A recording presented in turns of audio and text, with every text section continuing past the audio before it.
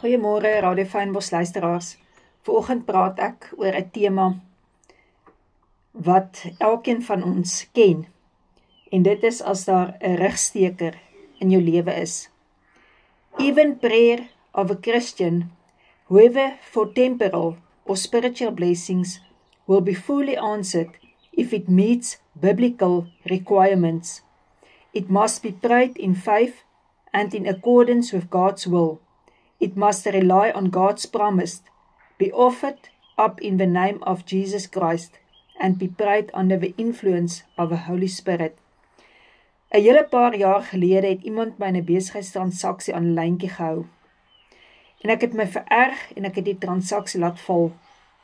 Maar ek was goed bewus van die feit dat hierdie persoon ook 'n deposito in hierdie transaksie betaal het. En die oggend het ek gebid, en so helder het ek die persoon voor my gesien. En ek moes terugsoek om hierdie een se nommer te kry. En ek het werklik gesweet om daardie terugbetalingsknoppie te druk. Hoekom? Want ek was te nagekom en ek was in die rig gesteek. Maar nietemin het die Heilige Gees my oortuig om die regte ding te doen. En ek het dit gedoen. En wat gebeur toe?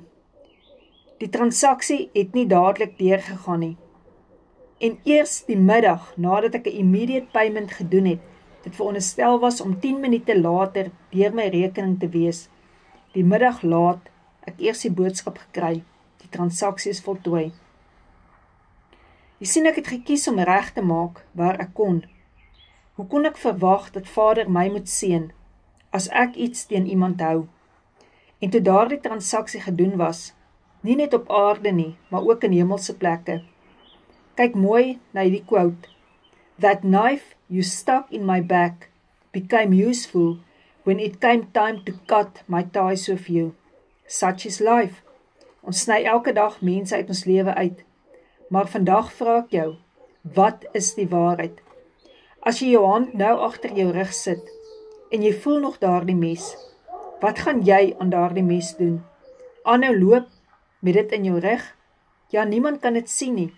Veral in die winter dra ons perfekte dik baadjies daaroor.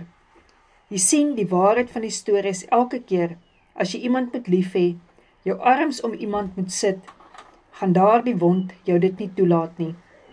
En as iemand jou wil vashou, gaan hulle die dolk voel. Hurt people, hurt. Seer mense, soek ook mense met dolke, daardie vinnige tongdolke, en weet jy wat? Hulle gaan jou omring vir 'n tyd lank, net tot jy klaar gebruik is om hulle te laat beter voel oor hulle dolke. Gaan sit by die voete van Jesus en laat Heilige Gees jou leer hoe God my geleer het om dolke uit my rug te trek. Want van hulle is so diep ingedruk dat dit die rede is hoekom ons vlak en vinnig asemhaal van vrees, van skok, van trauma.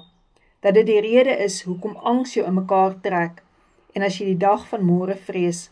Dat dit die rede is hoekom jou tong 'n dolk geraak het om ander ook seer te maak en jy te bemoei met goed wat niks met jou te doen het nie. Dalk is dit die rede hoekom jy so bitsig is, so maklik afkraak en nog steeds toelaat dat mense jou afkraak, want jy is so gewoond aan daardie wond, jy kan nie opstaan in oorwinning nie. Hoe langer jy met daardie wond loop, hoe sekerder is die prognose dat jy besmet sal raak met depressie, en daardie etters sal begin uitloop, dat jy aan mekaar sal backslide in jou eie wonde se besmetting.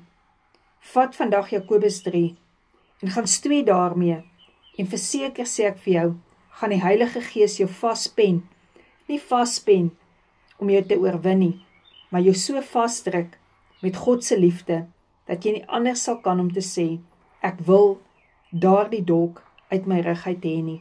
Jakobus 3 vers 8. Die tong kan geen mens stem nie. Dis 'n onbedwingbare kwaad, vol dodelike gif. Jy weet of jou tong dalk 'n dolk is, en of jy ander tongdolke uit jou rug moet trek. Maak klaar daarmee, terwyl jy communion gebruik. Jy vanoggend gelei word, as jy 'n dolk nog in jou rug het, wat jy weet mense jou seer gemaak het. Daar is een manier, en dit is om te sê, Here, ek vergewe hulle, nie deur my krag nie, maar deur u krag, en dat jy so verlos sal word van daardie dolk. Ja, en dan het jy wonde van daardie dolk, en dan kan jy na Jesus toe gaan vanoggend en sê, Here, dankie dat u my genees van elke wond wat 'n dolk in my rug is. Ek trek dit nou uit in Jesus naam. Amen.